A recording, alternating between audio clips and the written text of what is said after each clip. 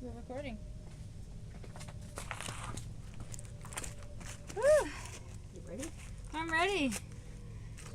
I'm Lisa Heinrichs, and this is Awesome People, and today's guest is Jackie Dowdell. Did I say it right? You did. Did I? Prefer Jax. Well, Jax, of course. That's my nickname. Yeah. So, Jackie, currently you live in Calgary, Alberta. Do? Yes. And the work you do is phenomenal. Tell us about it. So I am a program coordinator. Yeah. And I work in community development. So we provide structured kind of housing for people with intellectual disabilities. Okay. They also have an accompanying mental health diagnoses, or many mental health diagnoses, which is kind of interesting because most psychiatrists and most professionals don't think that people with intellectual disabilities can have mental health issues, but we're all people. Right. And every one of us at times does suffer with mental unwellness. Right. So of course they have mental health issues. They also have some challenging behaviors and emotional deregulation. Our goal is to provide housing to some folks that have complex issues and complex needs. So when I talk about complex needs, some of those could be just how do we provide service delivery for those that are highly mentally ill, that have an accompanying intellectual disability, that may have intersections with justice, so the law, so they may have done property damage or some, I like to call it, as David Heinsberger does, counterfeit criminality. So Counterfeit criminality. counterfeit criminality is when someone who's diagnosed with FASD, which is fetal alcohol spectrum disorder, Yeah. they might appear to be socially a lot more engaging and intelligent than what they really are. They might be Right. lacking in some, executive functioning, decision making. So those are the kind of folks that kind of get asked to go into liquor stores and maybe rob them, or go into the house and Interesting. steal stuff. So they really don't understand the concepts and the social responsibility attached to that. And So the that's what consequences, and the guess. consequences. So that's why I talk about, and David Heinsberger talks about counterfeit criminality. Right. So we have folks also in our program that have addictions issues. Yeah. So not necessarily drinking, but they may self-medicate with marijuana. Some of our folks may go out and seek cocaine and fentanyl. And then we have a very small fraction who have experienced homelessness. Mm-hmm. And then we work to provide 24-hour care Yeah. in a residential setting. So we'll help them with budgeting, developing social skills, building relationships that are really hard for all of us to do. Mm-hmm. But folks that have been marginalized and very vulnerable, we're in a park, so it's lovely. So folks that have been marginalized have really less opportunities to develop relationships. Right. And then some of the early onset of, say, schizophrenia really makes that hard for folks. So that's the role. Just to clarify, what is intellectual disability? What does that actually mean in layman's terms? So it can encompass a few things. Yeah. Autism, or the autism spectrum disorder. So Okay. people with autistic tendencies, Asperger's. It can also be people that have a lower IQ than the rest of the general population. Folks that have a lot more skill sets and are able to develop. Typically is what we call that, is typical development. So Okay. that's an intellectual disability. Right. Right. Wow. And so, okay, now we know what you're doing now. Right. Okay, can we jump back and go, okay, how did you get into this line of work? How long have you been doing it? Almost 30 years. I took Yeah. a little stint to do some oil and gas. A friend had a small oil and gas company, so the work, a lot of people will say, you're so patient and doesn't that work burn you out? It's not necessarily the work that burns you out. Mhm.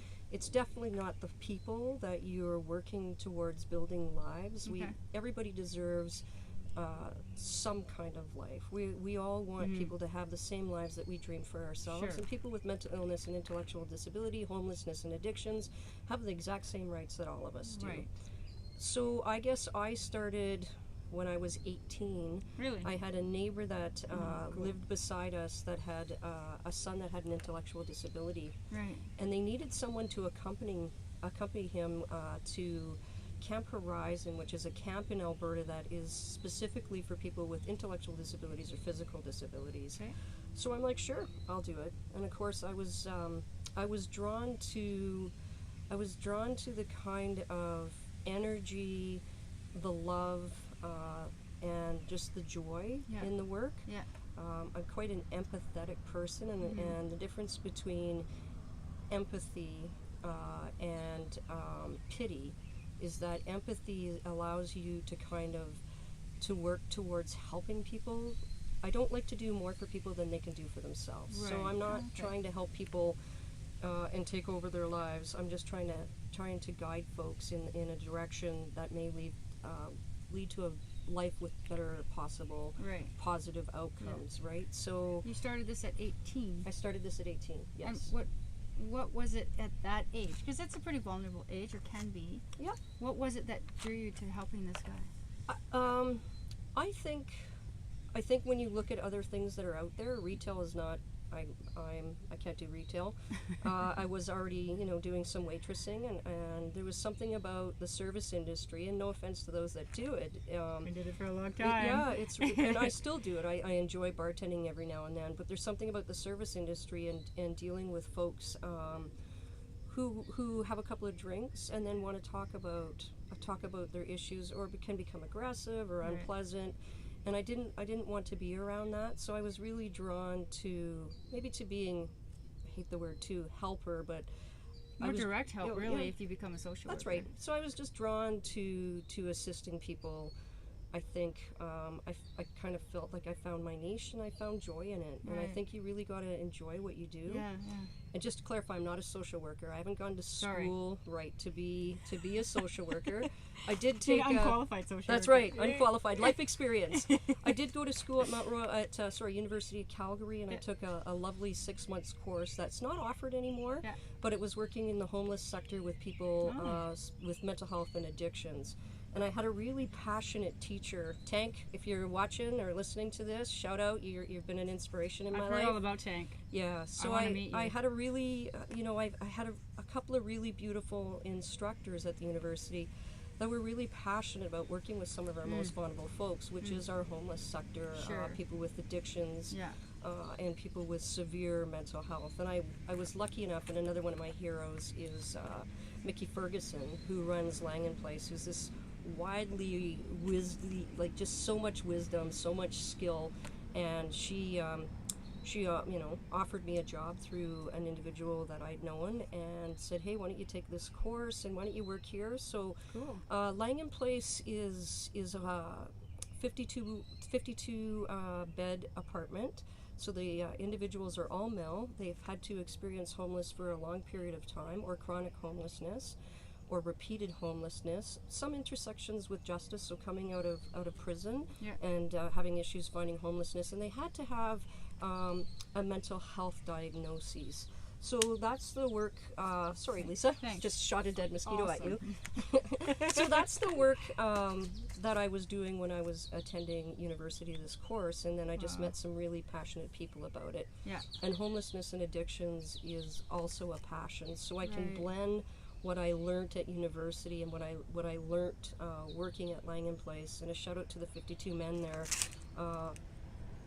People with homelessness have been devalued all their lives Sure. and stepped over when Yeah. many people should be helping them up. I've watched people ridicule and laugh at individuals that are intoxicated, and it breaks my heart that we can't be more vulnerable in those moments and offer what we can instead of laughing Right. and being disrespectful and Yeah. discarding folks, right? Yeah. That whole dismissal about individuals that don't appear to offer us much. I think folks that walk over that miss out on really enriched lives and stories that can be shared, and we can all learn from everybody. Right. Yeah, Right, so that's yeah. where I'm at. Cool. That's where I really started. cool. Yeah, so Yeah. I spent 20 years at an organization. Great folks like Debbie Reed and Ryan Gake that worked really hard to Yeah. develop, some really interesting programs. Denise Young, we started a disability film festival so that people with intellectual disabilities and mental health could tell their stories. And it's now international. I think it might be wrong, but I think it's almost in its 20th year. Yeah. And they're films that are developed and made by disabled individuals all across the world. And then they're showcased at a gala event, and then the films are watched. So Right. it's really great. There's a lot of really great programming that's happened, and I've been able to to be a very small part of that's enriched my life and I bet. allows me to share some focus. Yeah, cool. Mm-hmm. So you've continued to work in this line of work for 30 some years now, and you're going to continue until you retire, and then probably do some volunteer Absolutely. or part-time work or whatever. Absolutely. And so I want to talk about some of the tipping points in your life related to your career. What were some things that really, could have done anything, but maybe switched direction or changed you as a person? So I guess some of the tipping points. It's a tough year. Yeah, kind of, but not Okay. really. I guess some of the tipping points in my life were people that took a risk. So Okay. I didn't have any formal education. Right. And I just started in the grassroots, and I started on the front line, which everybody should do in their lifetime. Sure. Is really you can't manage big programs that are funded really well if you don't understand the work that people are doing on the ground. Yeah. You can't direct teams to do that work if you don't know what it takes to be able to do that and to provide directions that leads to healthy teams. So I started off as a support worker, and then I worked myself into an on-call position. So most of the programs that are community-based are 24/7, and that means that they operate 24 hours a day, 7 days a week, 365 days a year. So you still need someone to be on call to the services after hours, and that was my role for many years, and it was really great because people have difficult evenings and weekends, and they have difficult holidays. So I was really, it was just me on a phone trying to connect to people who may have worked with someone that had aggression or a severe incident or a mental health kind of break and needed direct support. So you don't have 5 or 6 people in the office to bounce off. What should we do to make those strategy plans? So you had to make all these decisions. Really quick decisions. And pretty young, I would think, making pretty major decisions, right? Yeah, was I young? Yeah, I might have been in my, I think my youngest, Jordan, I think, on call. So, I was 30, like in my late 20s, early 30s. You're still young at 30, just so you know. So that was a big tipping point, and I think just... How long did you do that? 10 years. 10 years. Coached soccer, lacrosse, raised 3 children, and worked on call. Wow. It was very hectic. I look back and I'm not sure how I got through it, but what was formed there and what still informs my practice of work is that people's lives are really important, and you always have to be on point. Right. You have to come in. You have to come in at a level of energy and leave all your own personal stuff behind, and be able to get to, say, start at a 3 and get to a 5. You can't get to 10 and be chaotic and not be able to think clearly. You really have to check yourself in and regulate, so that when folks are deregulated, you can co-regulate together and do some really great work. So that was a tipping point for me. I learned a lot about myself, what I could and couldn't do. There were a lot of gracious people that shared their wisdom and helped me, shape my scope of understanding and also, here's a direction you might be able to take next time. So I think the wonderful field about disability services is that people want to see everybody succeed, including the folks that are working, that are doing the groundbreaking stuff. It's a good atmosphere. It's all sharing. And it's a young field. The disability community sector started when they started closing institutions. So a lot of people, most people with intellectual disabilities, if they weren't living at home and living very kind of sheltered lives, because people with intellectual disabilities and people with physical disabilities were and are still at times shunned by society, right? We don't understand that. We see people with disabilities as folks that that need us to live their lives, instead of people that can enrich us and can have very successful careers and give. So they're seen as people that need services. So we wanted to change that. So we took people out of institutions, and we took people out of living with mom and pop until they were in their 50s and 60s, and we built community services. That's how that all happened. That's kind of how that happened. Now looking back, we're 30 some. It's a young field, the disability sector, community-based work. But now looking back, there's a niche of population that really have some complex challenges and mental health and disabilities. And on top of that, we're taking in, Canada's a beautiful multicultural country, so we're taking in a lot of refugees that have suffered unbelievable unbelievable trauma in their lives, and they're coming here with mental health and intellectual disabilities. And now we've got to be learning and opening our minds and expanding our services to include refugees, and how do we help people that have a lot of cultural differences, and give them a life that, again, we all want for ourselves in this beautiful country, while still dealing with a lot of the trauma. So some of the areas we're looking at right now is harm reduction, especially in housing folks that have been previously homeless, are currently homeless, and have addictions and mental health. Harm reduction and housing first is some really great concepts that are used and should be used widely. So Langham Place is a beautiful example. It's allowing people to be housed that have severe mental health and addictions issues. I know 95% of my friends drink. Marijuana? Sure. None of us sign a mortgage saying, oh, in your home you cannot drink or smoke pot. Or none of us would own a friggin' home. Let's be real, right? Everybody has a glass of wine or a beer after work. But somehow we seem to think that that's okay to put those kind of limitations on folks that have been homeless. And so you have all these programs that you have to abstain from drinking or using drugs, or you have to show some sobriety for 3 months or a year to be able to get housing. And Langham Place is, let's get folks housed. Let's get folks off the street. So let's a give them different way something. to look at Absolutely. And it is a ball that's moving forward, and it's a great momentum. But there's not enough places like that. So with housing first, then you look at harm reduction, and harm reduction is about meeting folks where they're at. Where are you? Do you want to look at this today? Great, you don't. Okay. So here's here's helping you get connected to maybe your family. Here's how you get connected to something Alberta Works or AISH if you've got a long-term disability. So it's giving people dignity. And so dignity is really important. We all want that. We all want to have a sense of community, a sense of ownership, a sense of stewardship over our own lives, and it starts with dignity and respect, right? Because these folks have been through systems and services. So going back to burnout, that's what I wanted to talk about. Burnout isn't because of tipping points. Tipping points. So burnout isn't because it's not because of the folks that we work with. Burnout for me happened because of systems and services. And it's a moral distress. It's a work distress that you feel. You get so frustrated that why can't people get access to a mental health ward, to a psych ward? Why can't they get good care? Why can't we get them housing?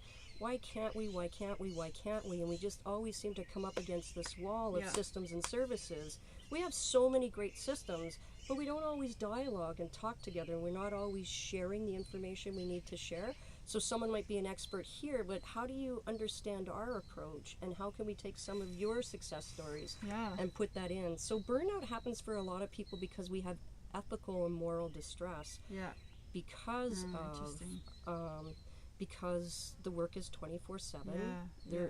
We are, we're working with folks that are very marginalized. Some might not have family. Some don't understand the consequences of their life or where they're at. And then you hit big systems that you think, oh wow, this should work. And it doesn't. Why can't this door open? And then you get one door open, and then I just need one more. And that doesn't help, right? Do you think it's changing? 2018.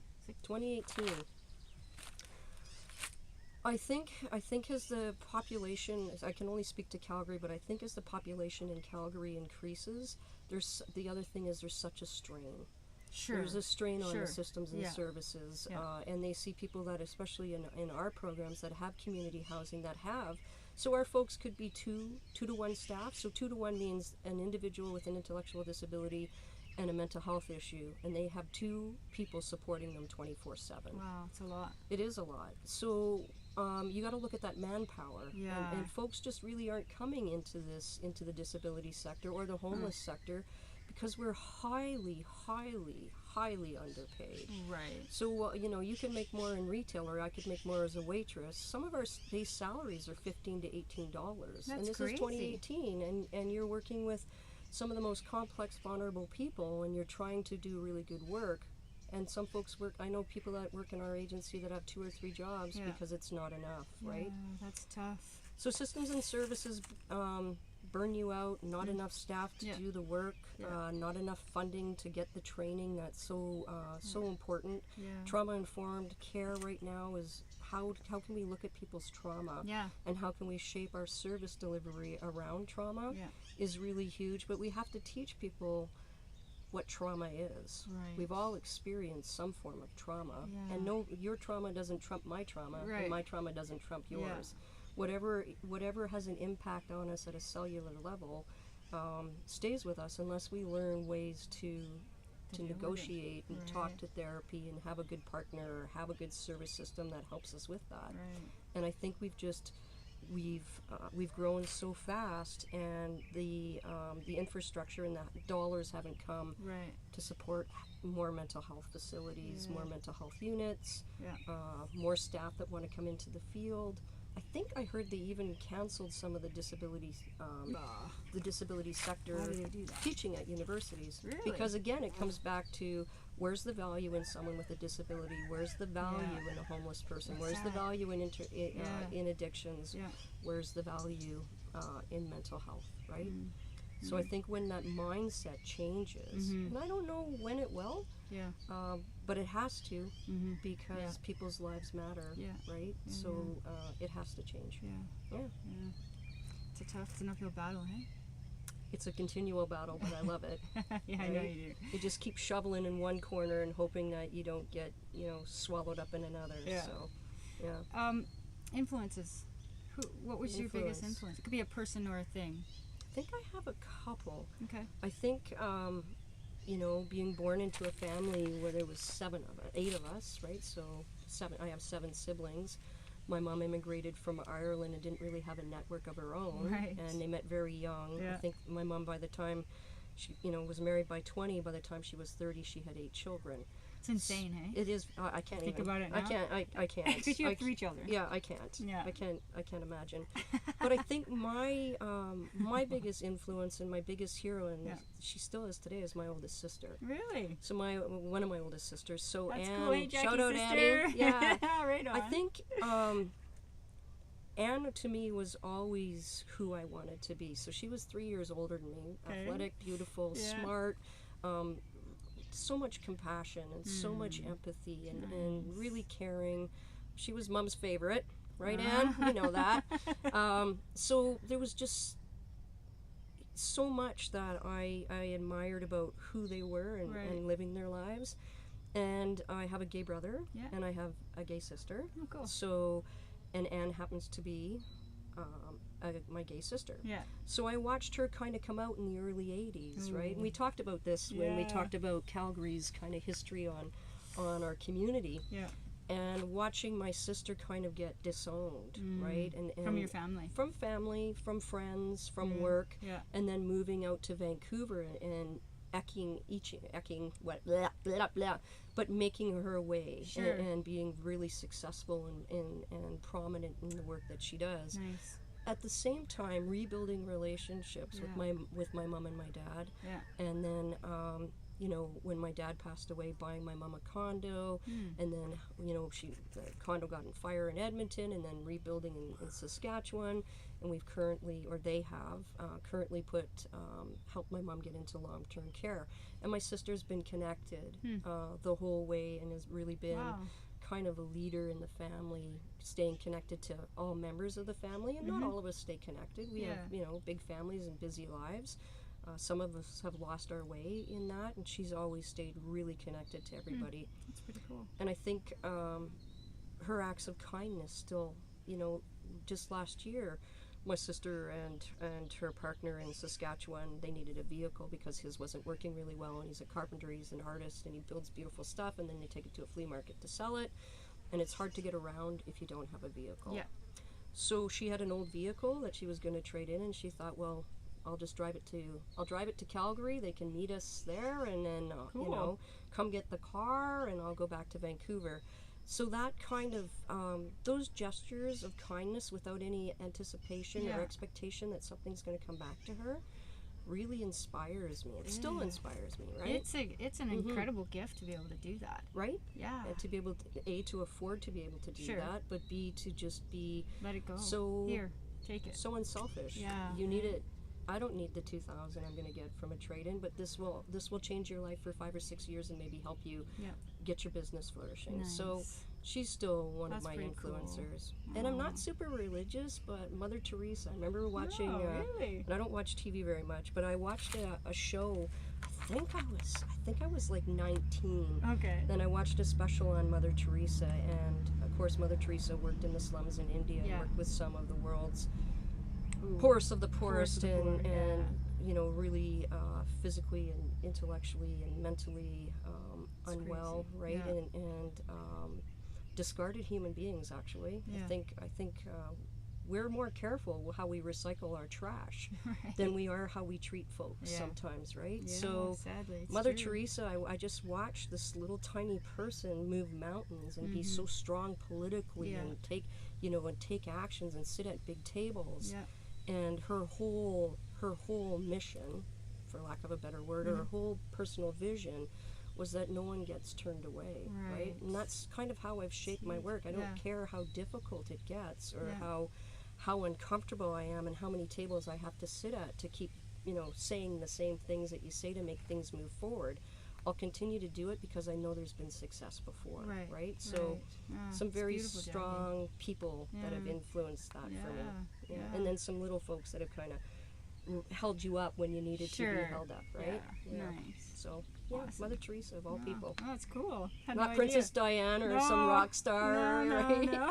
Elvis, No one maybe. ever says those people, Right? actually. Yeah. Yeah. Yeah, it's true. Yeah. And one thing you could pass on.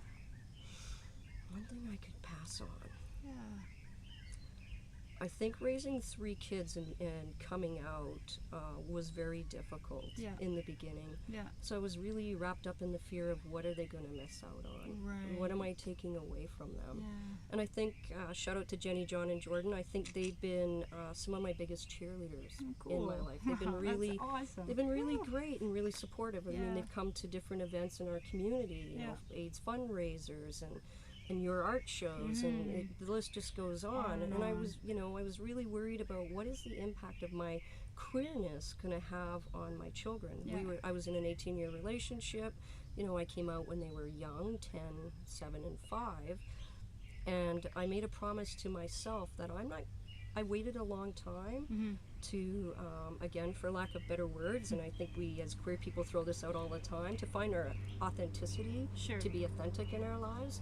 And I said that, you know, when I came out at 35 on my birthday, that my life, I will do 10 times more and be the mother of the century, because I don't want my queerness to define my ability to parent or to Right. define my relationship with my kids or to be my legacy. Right. So I worked really hard. You know, I coached their soccer teams for 10 years. I was coaching boys lacrosse, and that was interesting when you're a lesbian and you step on a field and it's all, you know, it's all guys and they're looking at you and the kids are looking at you, but you walk this earth with confidence. Yeah. and with I can see you doing that. right, and Yeah. you don't just say I'm queer and I'm here. Yeah. You got to back that story up. So Yeah. you invest in yourself and in the learning. So to be the best coach I could possibly be, and we won provincials and we won city championships. Awesome.